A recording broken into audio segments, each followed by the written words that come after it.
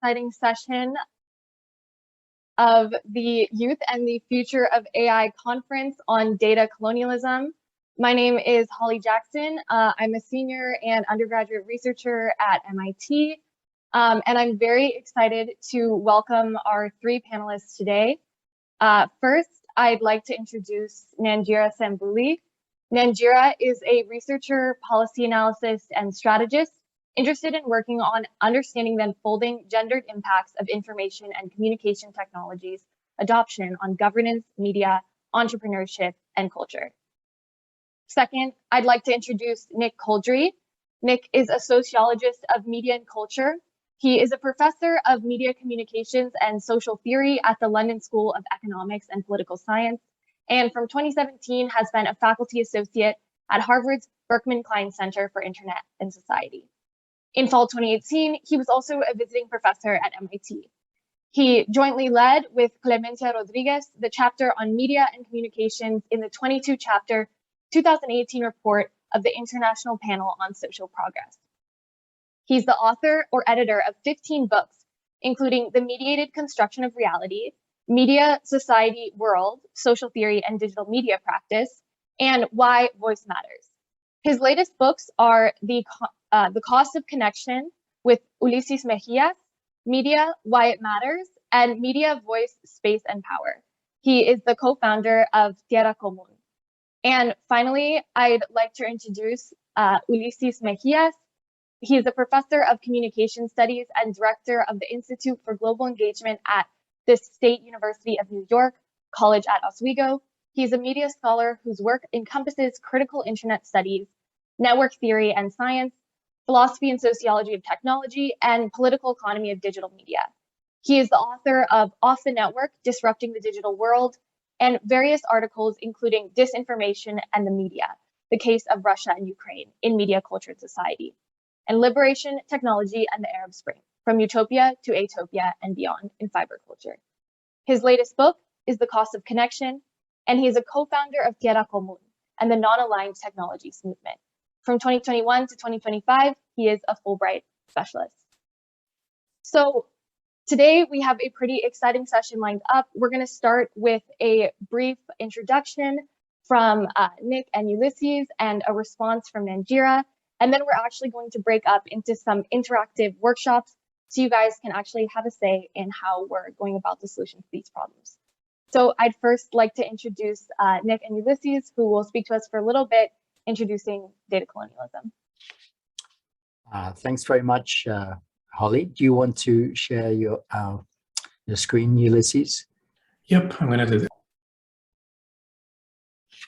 And thanks also to Saif and Anna Maria for inviting us to speak at this very important event. We're really excited to have the chance to share the core argument of our book, The Cost of Connection, and to hear Nanjira's comments, which we might have met her in Cape Town last year, but it didn't work out. So it's great to meet Nanjira today.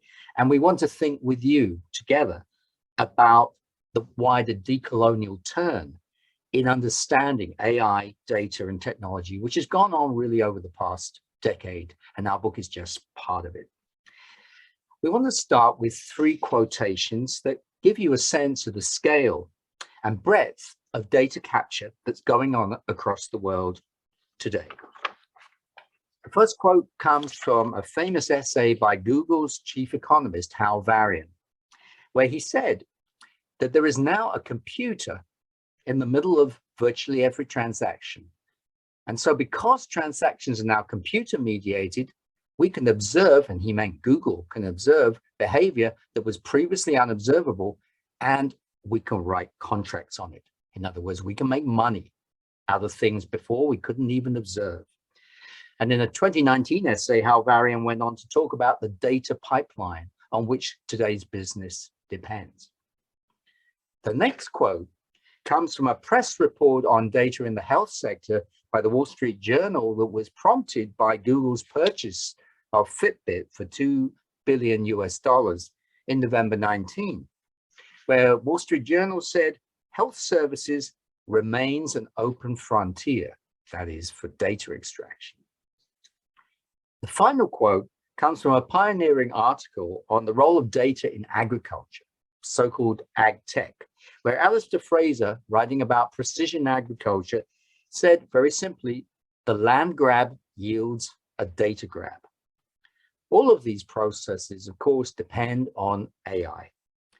And I think the hints of colonialism are also unmistakable. The question then that we pose in our book responds to all these developments and is basically really simple. What's going on with data? How should we frame the countless new and not so new developments with data in business and government, society, daily life?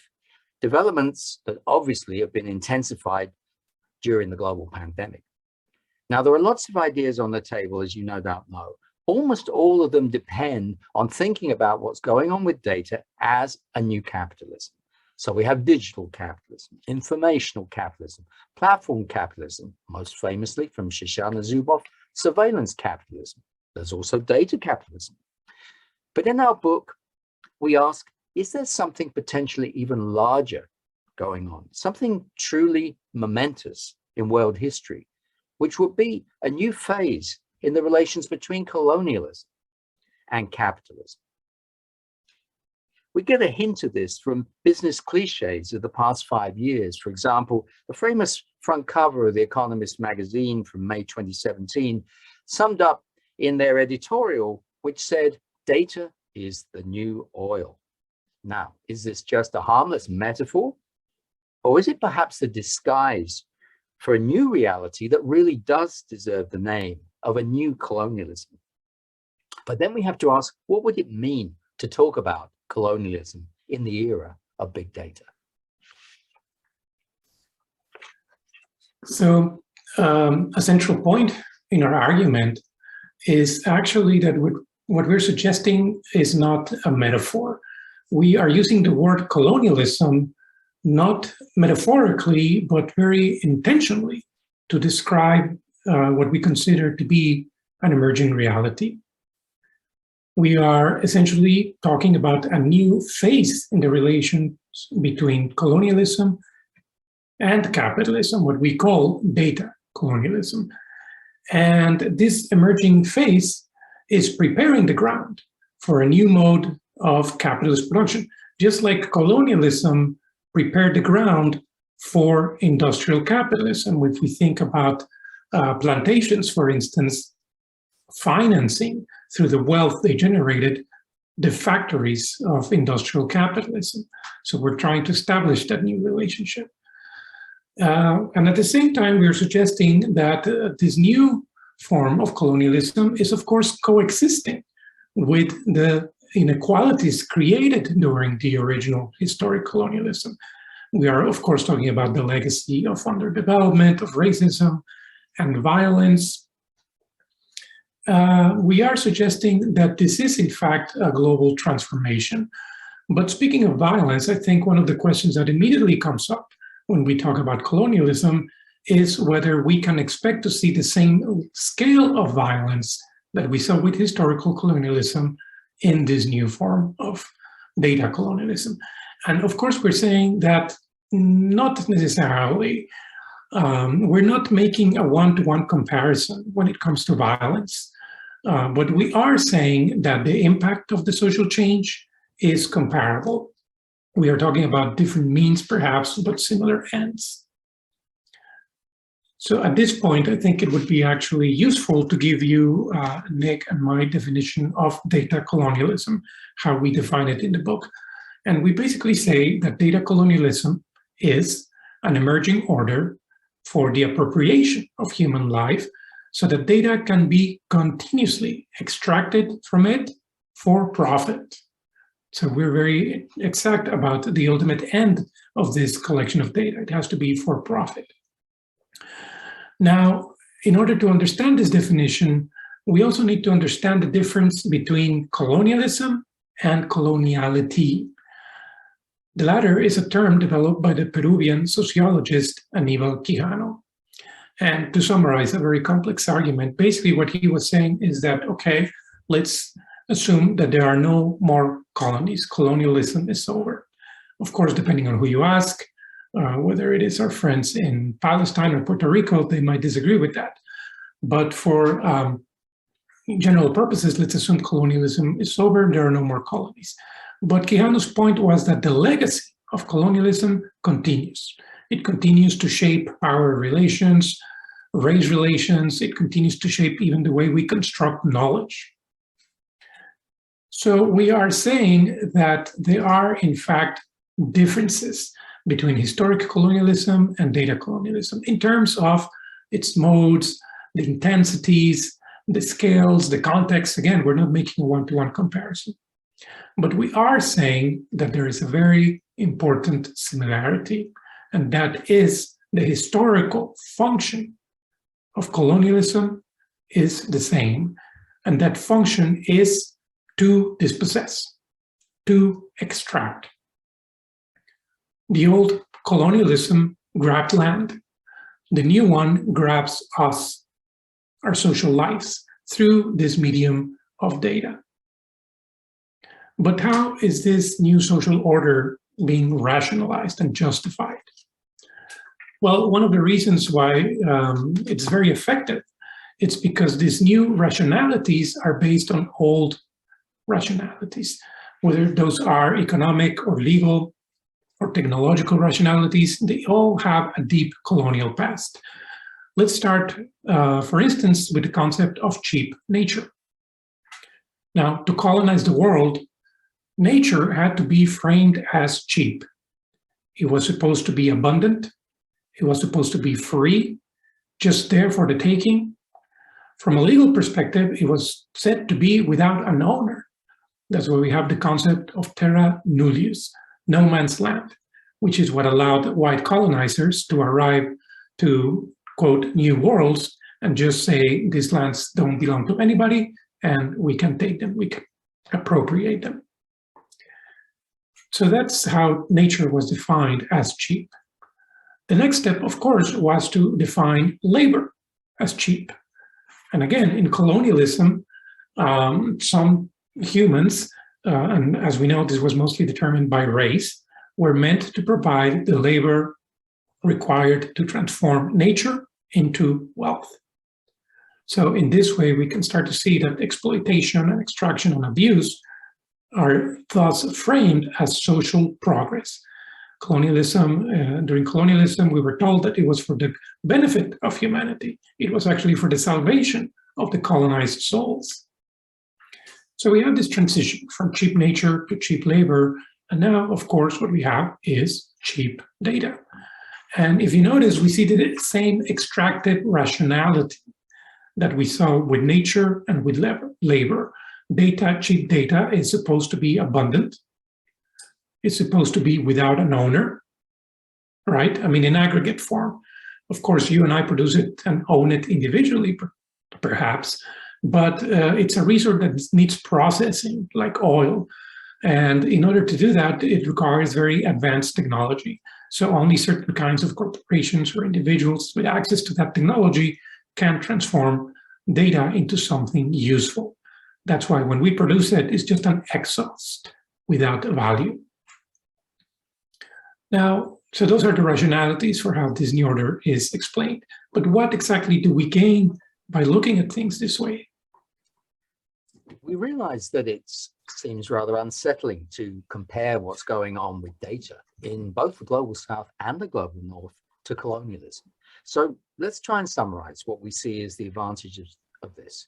And there are really two types of advantage. There's advantages of scope and advantages of depth. Let's start with scope and the related point, which is scale. A decolonial approach to data means understanding it in terms of not just the past 40 years in which we've had the internet and social media, but the past 500 years of resource extraction. And it also means looking some way into the future and seeing today's data extraction as a new historical form of extracting resources that is building the foundations for the next stage of capitalism, just as historical colonialism laid the foundations for industrial capitalism 200 years later. A decolonial approach also widens our sense of the scope of what's going on with data today. So we're not just talking about the obvious case of social media platforms.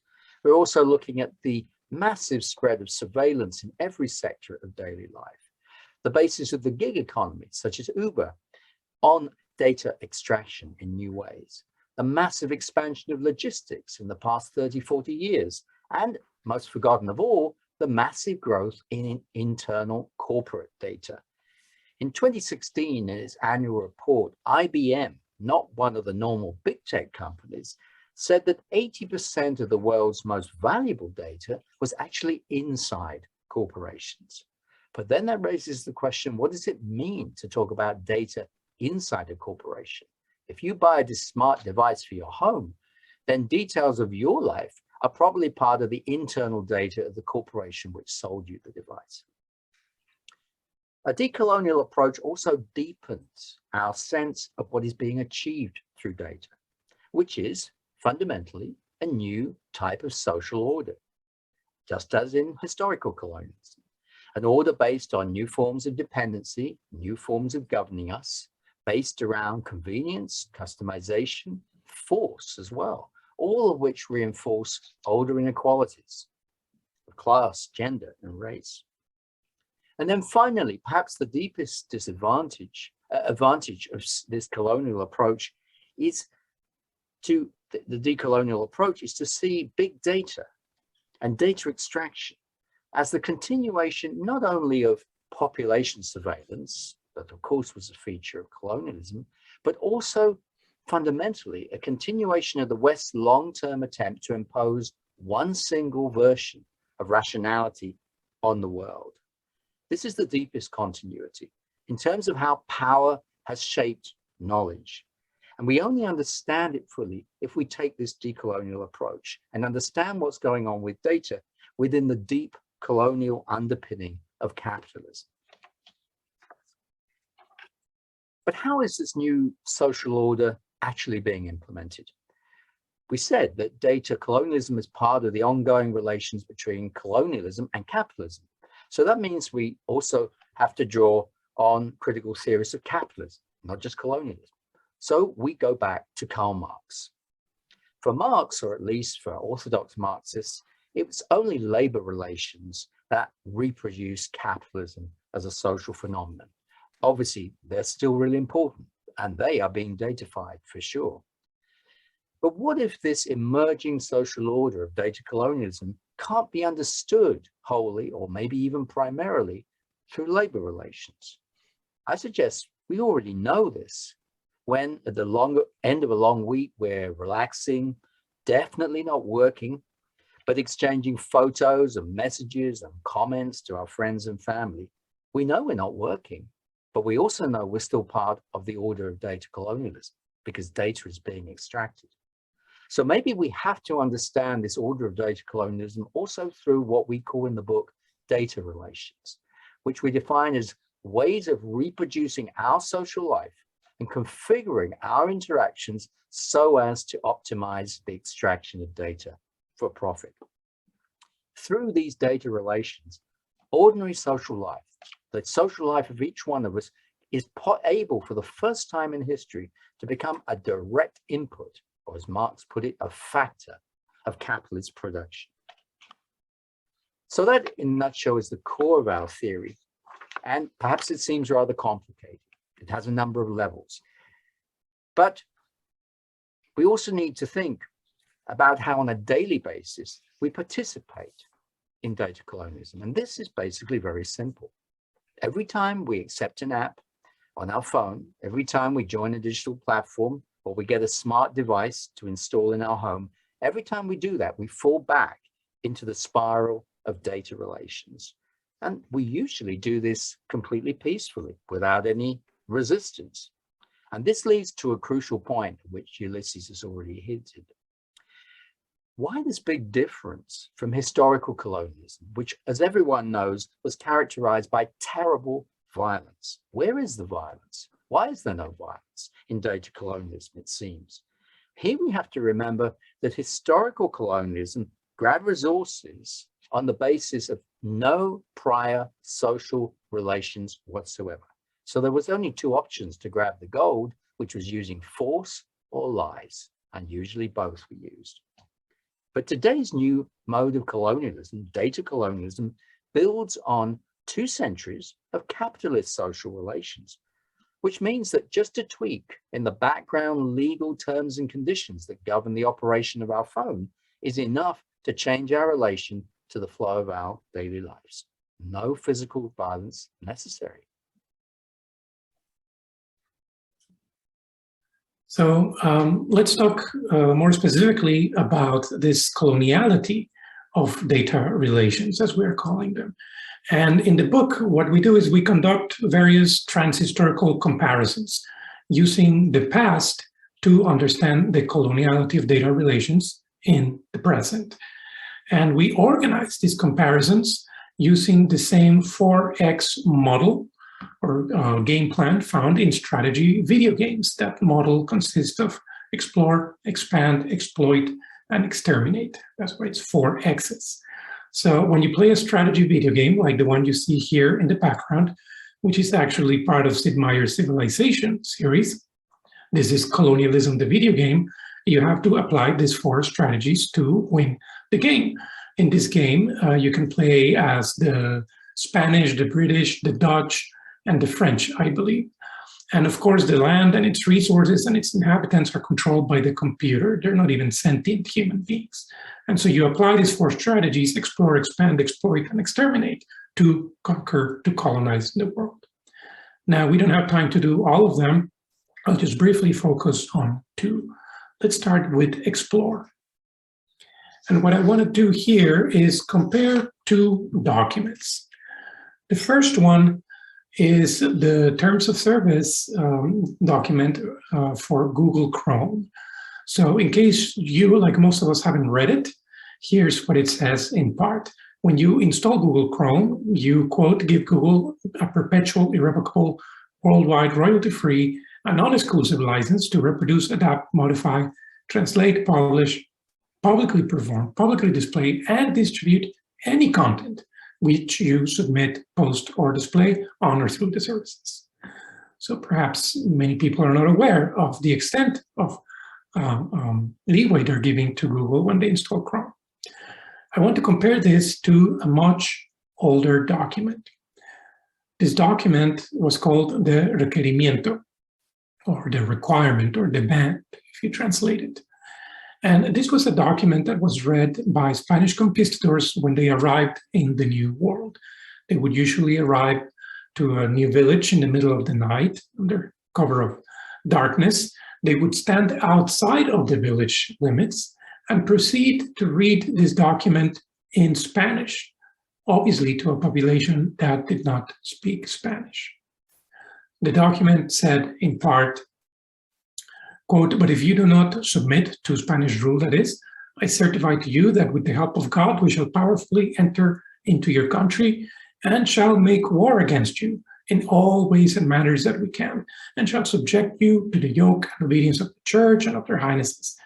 We shall take you and your wives and your children and shall make slaves of them, and as such shall sell and dispose of them as their highnesses may command, and we shall take away your goods and shall do all the mischief and damage that we can.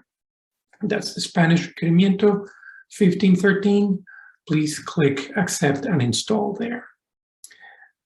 Now, the point here is not to suggest that what happened after the Requerimiento was read is the same thing that happens after we install Google Chrome. Hopefully Google does not take away our children and our wives. But we're just trying to suggest or to draw a comparison here or call attention to the use of this misleading abstract language that nobody understands to conduct this trick of dispossession. Let me just talk briefly about extermination, because we already know that data is being used to make life and death decisions, and artificial intelligence is used in the same way. Although these impacts are sometimes difficult to see. In general, what we argue is that data colonialism exerts violence at 2 levels. So yes, there continues to be some form of violence in data colonialism. At the symbolic level, we argue that data colonialism exterminates alternative forms of thinking and alternative forms of being in the world. So that is a symbolic dimension of this new type of violence. But then, of course, we continue to have this physical dimension of violence because data colonialism continues, as we said, the legacy of racist, sexist, environmental, and class violence. And just a quick example that you might be aware of is, for instance, what happened recently was found out that an algorithm used by hospitals and insurance companies in the United States to determine the level of care that patients received, the algorithm was basically found to be racist in that it didn't prescribe for African-American patients the kind of care that it was prescribing for white patients. So I'm sure you can find the study online as well, or I can give you the link. So just to wrap things up, given this magnitude of these problems, how do we even begin to resist? Yes, how can we even begin to think about challenging, resisting something as big, something as deep as we're saying data colonialism is? Well, the first point is that because data colonialism is a social and economic order, it's not just a thing done by this platform or that platform, it's something much bigger than that, an order based on the extraction of data. That means that one-track approaches, regulating this platform, you opting out of that platform, they just won't work. They won't get close to the size of the challenge. The second point is that the steps we are going to take collectively to resist data colonialism need to be based on a real democratic process. They have to enroll the full range of citizens, which is why we were very excited to find that the Health Futures Commission report that was part of a session earlier today in the conference involved at its center consulting with young people, consulting with youth across the world about what should be done about the potential risks and opportunities to do with health data. And the third point is that although some of the challenges we've been talking about with data colonialism are very general, we could also, if we'd had time, talked about the implications for human freedom.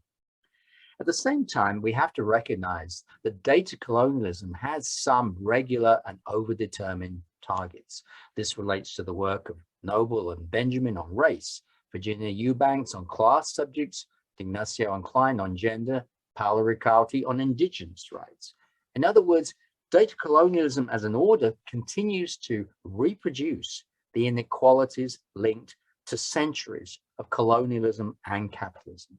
And that means there are many, many fronts of resistance. Yes, some other general principles that perhaps we can adopt is to start reclaiming this colonized space and time. So the space colonized perhaps by surveillance cameras, by digital assistants that we now have in our kitchens, in our bedrooms, and the colonized time, just in terms of the time we spend in front of computer screens generating profit for a company. Of course, we argue that we need to build alliances beyond the academic world and, of course, beyond the global north.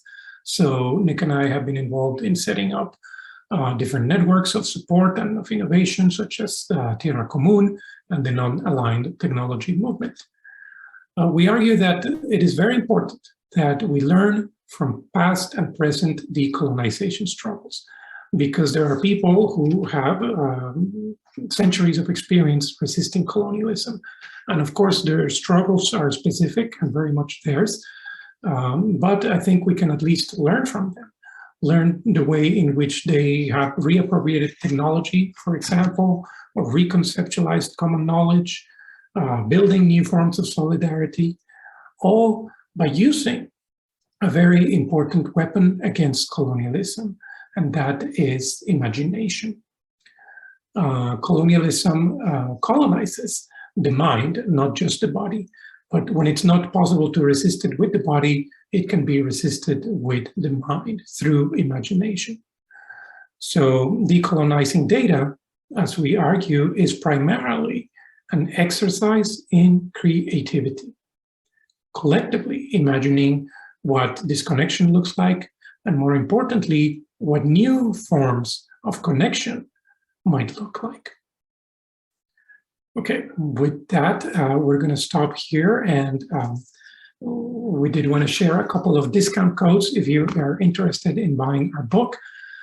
There's a code for if you are in the Americas, or whether you are in Africa, Asia, or Europe. I will also post these in the chat now. Thank you very much, and we're looking forward to our conversation.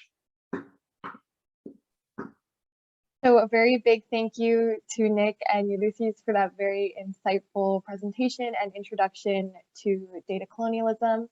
Now I want to invite Nanjira to give a response. Thank you, Holly, and thank you to the professors for such a interesting presentation that has almost made me rethink what I thought I was coming in to say. There's so much to pick on. That speaks to the dynamism of the topic. You know, in responding to this, I want to start by saying there's a phrase, change on the surface, continuity within. And in many ways, I could summarize that as the history of the world today, so that some of the things we've heard as new land grab, in my reality, that's the continuity.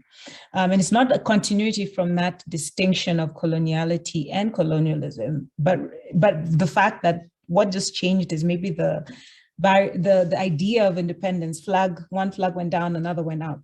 But on the within, the practice has remained. And so in that frame is how I think about how colonialism is used in present day terminology, or even sovereignty, which will come up in our conversation later.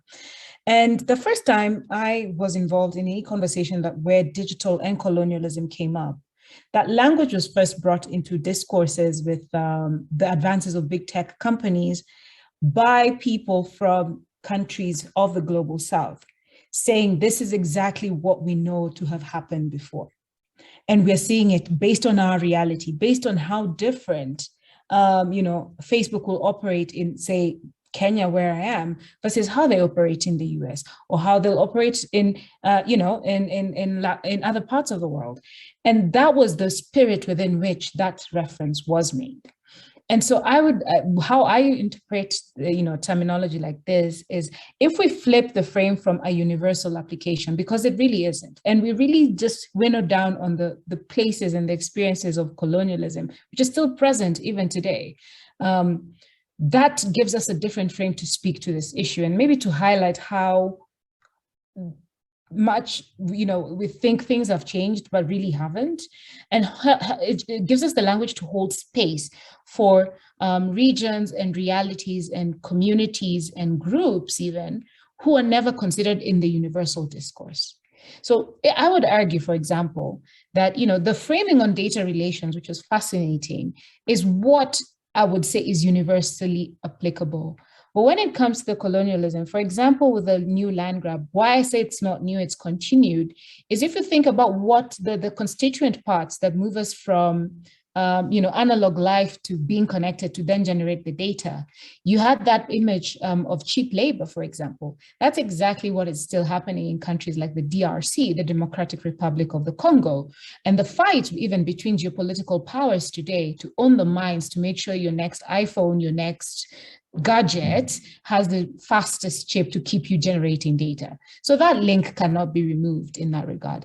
And actually, even when you follow the entire loop, when all that waste, that iPhone that you're going to ditch for the next one, or that next device, where does that go? The dump is still back to the same site of extraction. So you find, for example, one of the largest e-waste sites, and you should really look this up, is in Ghana, in what's called the Agboboloshi slum. And it's a slum that is actually built around e-waste. I think it was the New York Times that had a very fascinating story, and with photographs, just to show you the kind of economy that has had to emerge there based on the same waste that is dumped right back at sources like these, where colonialism really never changed or never stopped. The other thing about violence that has come up in this presentation, for me, I think the scale is still the same. It's, again, change on the surface, continuity within. We can look at the violence that of that extraction, the practices, and how King Leopold had, and when he conquered the Congo, have not really differed from how children today in the DRC are making sure they mine out the minerals, the rare earth minerals that power our devices. And even the link once we are online, and how we've seen over now, every year brings us new realities with platforms that we go to, Facebook and others. We are interacting with a lot of violence based on our relations in this process of trying to collect our data, isn't it? And now we're now in a reality more so since the pandemic, where we can't really even make the distinction between online and offline. So violence, for example, gender-based violence, has the online and offline manifestation, and that loop continues in a vicious circle. The challenge maybe becomes how offline it is believed to be as severe or as damaging as, say, somebody actually physically hurting somebody else. So I believe that the violence is still very much there. It may not be, this is because it's really not about comparatives, as you rightfully pointed out, but I would not want us to trivialize the fact that that happens, and there are very real harms in that loop that are spoken to. So those are just my remarks based on reacting immediately to what was presented. Let me see to my notes what I'd noted around this after reading the great book, obviously. So yes, these terminologies, I think I struggle generally with how terminology comes to be. Data is the new oil. A bunch of us were sitting there wondering who wakes up and declares these things and we all run with them, right? And so even in how the language we use to counter that, we have to be cognizant of the space that kind of language needs to hold. So it's not to dismiss data colonialism. It is a real issue.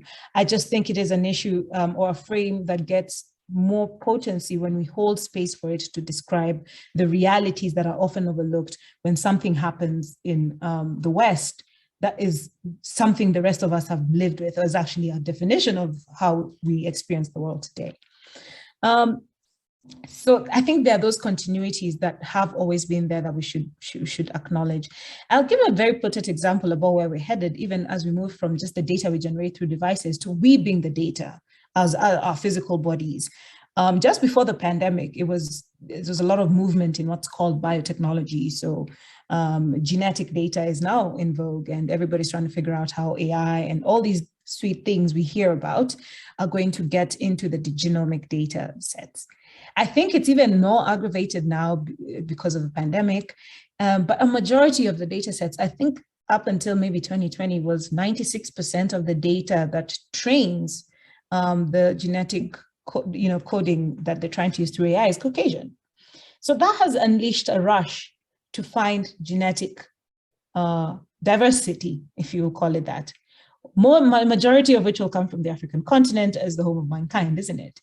So if we follow that trajectory, and how the only difference you would say between how maybe what happened with colonialism in Africa in the 19th century and now is it comes in a nicer, it's the upgrade, if you will, of how you arrive. So there are stories, usually many that are not easily captured because when you write them up, sometimes people don't believe them, or because there are incentives or disincentives to make sure the stories are not written. So these are some of the tactics that are being used to try and get this data. You will have a company X go into a remote village that doesn't have access to healthcare, say that they're setting up a free clinic to do general checkups for folks and such and such. They will not inform the subjects who will come in, so to speak, that part of that is a trade-off. A shot for your literal genetic code being mined. That is a reality that is happening today. Is that the same? I do not know yet of any situation where to get genetic data of the 96% Caucasian data set that follows the same practice. And if it does, it's more of an exception than it is the norm. And those are the kinds of distinctions I feel really give us a difference between when we describe colonialism based on how it's existed versus what's happening to the West. I'll give another example. Cambridge Analytica, that made everybody clutch their pearls, right? Before they, meted out their great havoc in the US and the UK, they had been cutting their teeth in countries like Nigeria, countries like Kenya, South Africa. So we still remain essentially, as we want to call them, global South, countries of the South, wherever, they're still the experimental area for the things that blow up in the West, even in the digital dispensation. And then suddenly when everyone out there is shocked in the West, we're like, well, we were trying to raise the flag. We've always been the canary in the coal mine. So that it can be very jarring to find that the only language we have to speak to these things as continuities is the language that then is applicable universally. We do not have that same, it's not an equal plane as far as people go. Another example I'll give is actually in the digital lending sector, and later on I'll provide some links in this. The way digital financial inclusion is moving. So we know that access to finance, all that jazz, the developmental speak, but how that development is happening, the way access to to these finances that are being dangled for people who desperately need them is unfolding is actually quite tragic. It's again under that guise of let's get in there and get data on these people. So these no longer are people in need of help. They're data sets to experiment on AI models so that you determine the creditworthiness of somebody who is really battling life and death and bread and butter issues based on their social media presence. So on top of them being dispossessed, you're trying to make sure that their access to finance, right? Basic finance to eat, to run a business, to sustain themselves, is predicated on then joining this extractive model we've been discussing, and then mining data from them to only go back and shame them within their entire community if they do not pay back. I don't know if anybody who lives in the West has been in a situation where they borrowed money from any of their equivalent digital lending apps, and it was predicated on the fact that if you default, your entire contact list is going to be notified. Some of these practices are only done to us, but it's still around that extraction and that and I think part of why that is acceptable, and these are companies coming again, Silicon Valley to here and Western capitals to here, is because at some point the continuity of colonialism is that we are not people. We who live in sites where that is still acceptable, we're not people. We've always been data points. We're just now in this present dispensation data points in a more digital domain. We were data points in so far as the old days of colonialism went. We were not human. So we still remain in that dehumanized aspect. That's why some practices will only almost always exclusively be heard of in certain parts of the world first, before we hear about them happening in the West or the rest, so to speak. So what happens when we flip that reality and start seeing that when it happens, and not just until it happens in the US or it happens in the UK? Those are some of the questions I sit with. And so I won't even get into sovereignty because that's also started with a whole other reign. It's taken a life of its own, and very curiously also taken a life where how one geopolitical power speaks about sovereignty is different to how others think of sovereignty as far as digital data and cyberspace go. So well, I'm looking forward to that conversation. But I want to conclude really before we go into discussion with a phrase, with a quote I really like. It says, "Decolonization is not a metaphor." And I think there was something alluded to earlier about this being an emerging reality and not a metaphor. Decolonization brings about the repatriation of indigenous land and life. It is not a metaphor for other things we want to do rather to improve our societies. And in this case, the person was writing in the context of schools, because decolonizing education is a big movement. So the easy adoption of decolonizing discourse by educational advocacy and scholarship, evidenced by the increasing number of calls to decolonize our schools or use decolonizing methods or decolonize student thinking, turns decolonization into a metaphor, which ultimately, I think, does those people who actually live in these harmful realities in an existential manner and injustice. With that, I thank you and I look forward to the conversation. Thank you, Nanjira, for that really excellent response. I want to give a little bit of time for some questions that we got in the chat that all three of you feel free to answer. We have one from Lorne Pfeiffer. She asks, how do we get people to care about their data being used as a currency? In my community of San Francisco, it seems like a privilege that people who work in tech are, quote unquote, in the know about how their data is used. But for those who aren't in tech or living in a tech ecosystem, how can they care? The social dilemma was a great warning, but people seem to move on with their lives. Tim Berners-Lee built a startup around getting people to download their own data, but the user base is mainly highly technical people. Would love to hear your thoughts.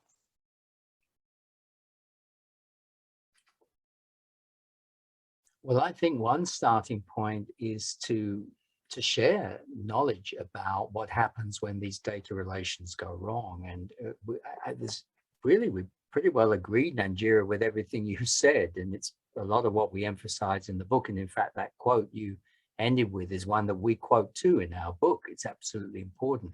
Decolonization, colonization is not a metaphor.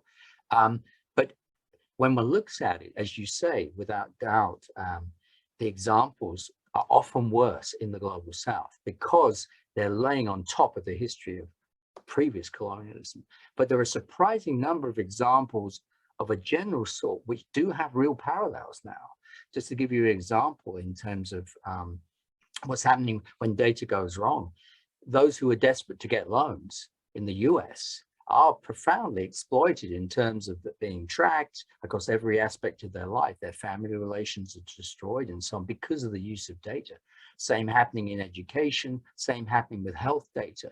So our argument will be that there are now increasingly broad parallels, which is not to minimize the extremity of what goes on in the global south at all. So I think it's a matter, going back to the question, of seeing solidarities across these forms of, as you say, violence or harm. The more we can see solidarities, the more we can build practical solidarity to resist that. And that's why we've been involved in trying to start some movements which cross the boundary between global south and north to actually find a common language to resist this together, while recognizing the continuing special form these things do continue to take in the global south. So solidarity, I think, will be my answer to Holly, imagining similarities. If I can just add to that, to reply to Lorne's question, I think change is slow. So I think whenever we get this question of how do we get people to care, it does seem like almost an impossible task to get most of the public to recognize some of these problems. At the same time, if you think about it, where we are today compared to where we were 10 years ago, I think change does come, and I think we're starting to see an opening up of spaces for questioning. I think, you know, the way in which even the mainstream looks at Facebook today or Amazon compared to 10 years ago, I think people are starting to ask questions, be more skeptical, and start to think more about their data. But unfortunately, there's no quick and easy solution to, you know, get everyone to care right now all at the same time. I think it's a slow process for sure. I don't know if Nanjira, you want to add anything? It's such a weighty question that there's much to be said about it. I think part of it is also that there's a myth that all this rests on the individual, and I think you spoke to it as well in the presentation. But that link also goes back to the Enlightenment, really. That really made this all about individual, to the point where we have laws like the GDPR in Europe that's still about individual rights. But the data, so our individual data here is probably just a data point. The value that these companies and these actors have is in all our collective data, the diversity, all the things they're able to make because this data is brought together and married with data sets from elsewhere. If we figure out a way to also inculcate the kinds of approaches or recommendations that are put out there in designing technical solutions like Tim Berners-Lee's solid program, and going beyond this notion that if we just build for the individual, they'll opt out, we'll be busting the big myth that these are individual responsibilities. Because right now we have also what has been called a privacy divide. The very creators of these technologies are not participating in a way that, you know, their data is being captured. So what is happening there? But we're still caught up being told it's up to you, it's up to you, it's up to you. The individual is living through, any individual in the world today is living through very stressful times. On top of their priorities, it may not be the social dilemma and whatever it's stoked in their mind, you know, and that's how they keep the cycle going. So to the point of solidarities, I think there's a really good opportunity right now also for global societies to unlearn this individual, the siloed thing, for the West to realize, you know, we have these platforms, what's happening, what are people speaking about in their corner of the world beyond what the West is? And that would be a very important point about the West Western generation's responsibilities to learn about where we are. Even within the social media platforms where we all engage, the algorithms are suppressing us. Twitter's team just learned that they're biased. They study the bias of the algorithms around if you're influential, you're more likely to get, your posts seen by more people, that kind of thing. Busting those myths because you want to know and digging deeper will really help understand and build this kind of solidarity, because there are people thinking about these approaches out here, but they're not necessarily the ones with the biggest economist-like platform to show the opportunities and the possibilities. Awesome. Thank you all. So just to keep us on time, I think now we're going to transition into the workshops. So we're going to work in these workshops for about 25 minutes. We're going to have 3 different groups, each led by one of our panelists. And now that we have a very nice introduction to data colonialism, we really wanted to take the time in these workshops to discuss how we can resist data colonialism. And this will mainly involve exploring data sovereignty, how we can regain control of our data from these colonizing forces and have that be given back to colonized people, especially since, as many of the speakers have been mentioned, the knowledge and power that is used and taken with this data is used by private sectors that aren't really working in the best interest, don't share interests with these groups that are colonized. And there's also no accountability. So with that, I want to introduce the 3 group topics, and feel free to join whichever is most interesting to you. And in about 25 minutes, we'll reconvene and discuss kind of what we talked about. So the first group will be led by Nanjira. And the topic is, what work can the global North and the global South do separately and in collaboration to resist data colonialism? So if this interests you, please join group 1 with Nanjira. The second group, which will be led by Ulises, asks, what work can the public, as in governments and NGOs, and the private sector, as in corporations and big tech, do separately and in collaboration to resist data colonialism? So if you're interested in that, please join group 2. And finally, Nick will be leading group 3, which asks, what current technological models, including data ownership, privacy analysis, and more, can be adopted and adapted to resist data colonialism? And what alternate models need to be created from scratch? So hopefully you're seeing an interface in which you can choose one of these breakout rooms to join. So please go ahead and choose one of the 3. I think that the questions are in the chat for reference, and looking forward to some interesting discussions. Maria, I confirm I'm going to share a link in the chat for the 3 groups where folks can enter the answers as they're speaking. So we'll be capturing your responses in a Google form as well, that you will find a link for once you join the session.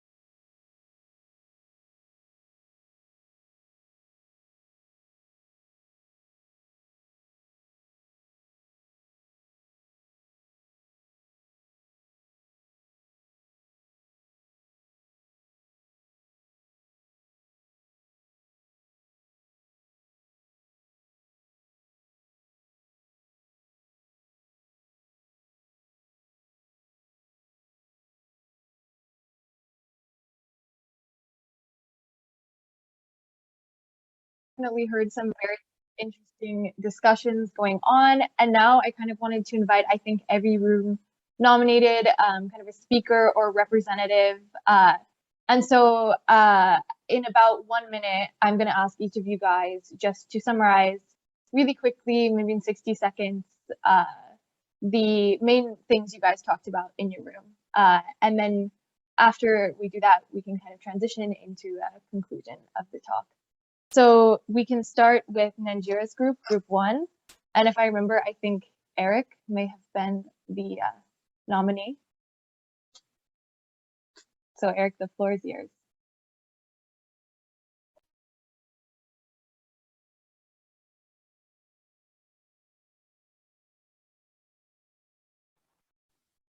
Oh, safe. I think the participants may not be able to unmute themselves.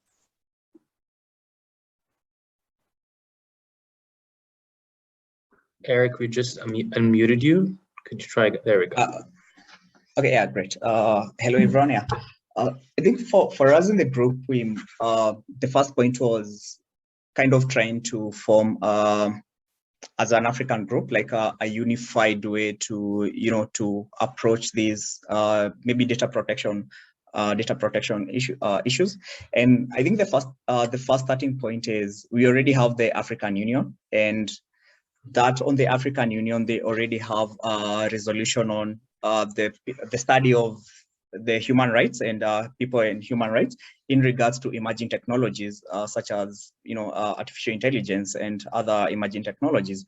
And at least that would kind of form a basis that other African countries, most of them, actually all of them who are in the global south, as a starting point to kind of develop their national data, protection agencies or even authority of oversight bodies. And at least once we have a starting point, we can now try to, legislate, data colonialism or even data issues and data rights in regards to, the ethics of that and just the ethics and the use of that on an African perspective, on actually what works for the African people. And that means also we aren't working alone, but the frameworks needs to be, are kind of formulated in line with standards, like global standards, with, help from other global, governance frameworks and all.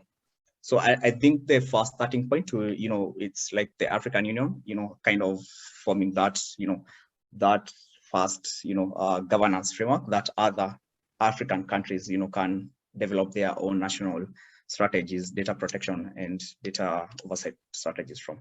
I think Nanjira can, jump.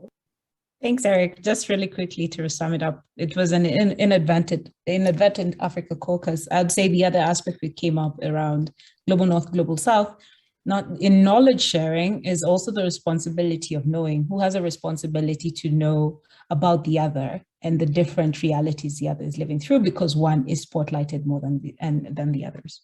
Let me leave it there for now. Thanks. Amazing.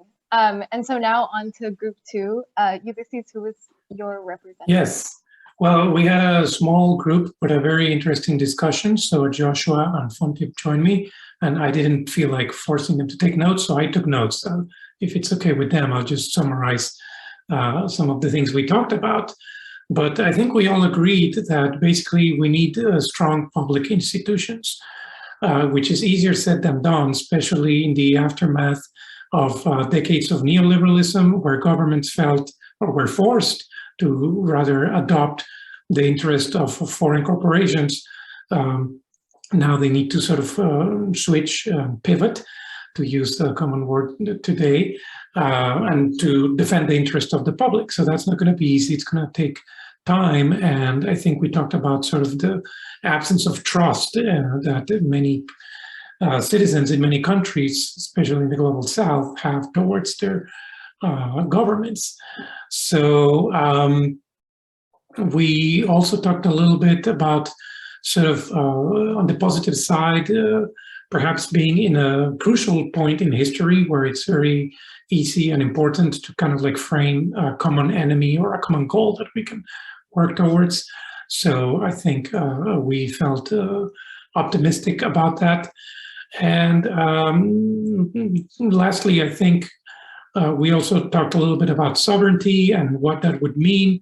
I think we talked about education being crucial for that, to sort of inform citizens so that they can have an opinion on how they want to define sovereignty. But yeah, basically we said that regulation is key. But for that to happen, there needs to be more trust in governments as well. So I will leave it at that. Perfect. And now on to your group, Nick. Yeah, our group was small but interesting as well. And Lorne agreed she'd take some notes if Lorne's there. Oh yeah, I can share. Thank you, Nick. Yeah, some key areas that we discussed in our group was that, for technological models to resist data colonialism, some examples are, HIPAA, TCI, and GDPR, but there was a big question in our group around health data, so you have HIPAA, but, tech companies like Fitbit don't fall under HIPAA. So like, what do you do about that data? Another point Juan from Colombia mentioned is that a lot of people in Colombia just don't care about the topic. And so people just use social networks, and there's a huge number of social networks. So what do you do about that gap? Another key point is, a lot of this really just depends on consent, right? Like most people just don't have time to think about what type of information they're giving up. In fact, we mentioned one researcher, Rachel Thomas, mentioned a study about how the terms and conditions, you technically need like 2 law degrees or a PhD of some sort to actually understand what these terms and consents are doing. When you're signing this away, I think that's like a rare background, if I may, but how do we construct this in a way where a person can understand what they're giving up in terms of consent? And then another, example is you're seeing more in the blockchain and cryptocurrency space is that companies are paying users in exchange to give up their data. It's called pay-to-play gaming. But, Nick mentioned like, what value does your data have? Like you don't have a forecast to how your data will be used when you give it up.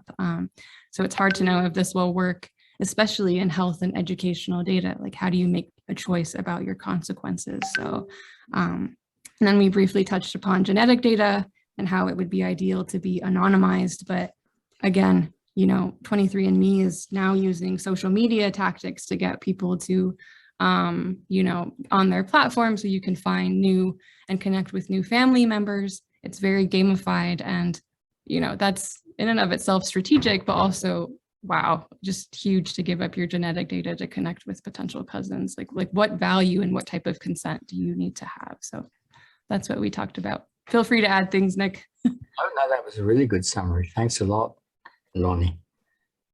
Yeah, thank you guys all for giving the summaries. And in just the last couple minutes we have left, I wanted to kind of offer a brief conclusion. Also, looking forward, we have a very exciting day tomorrow, writing the AI Youth Manifesto. So I wanted to kind of look forward to that and see how we can use the ideas that we talked about today to play into that. So I think first, I just wanted to reflect on the things that I saw walking around the groups. I remember hearing in Nanjira's session about the importance of awareness. And especially, I remember one thing that you guys were talking about that really caught my attention, talking about how the group with the least resources is always asked to bear the responsibility of these major issues. And by design, that kind of is perpetuating colonialism, still stacking the odds against colonized people. From Ulises' group, I thought, especially Joshua's point about uniting against a common enemy, against the climate crisis, was a really interesting way to motivate a lot of modern decolonial movements, as the climate crisis is definitely very intrinsically linked with this. And then finally, I really liked Nick's discussions on data sovereignty. And so I think today we've identified many concrete issues and also demands that a lot of you guys participating tomorrow can write up in the AI Youth Manifesto, hopefully. But I think, as was mentioned in the introduction to data colonialism at the very beginning of this session, these are things that can't be solved through individual efforts. And I want to recall the quote that Nanjira shared, that decolonization is not a metaphor. And it is going to require, not just the return of land and the return of resources, but, in the context of this session, the return of data. And this is something intrinsically linked to other decolonial studies, not something unique to just these newer movements that we're seeing today. And I think the last thing I want to leave it on is that data sovereignty is something that can really only be achieved if Indigenous data is in Indigenous hands, and data of people in the Global South is in the hands of people in the Global South. So I'm looking forward to the future of these movements. I want to thank Nick, Nanjira, and Ulises, and thank all of you for participating today. Have a good one. Thank you. Goodbye. Thank you very much, everyone.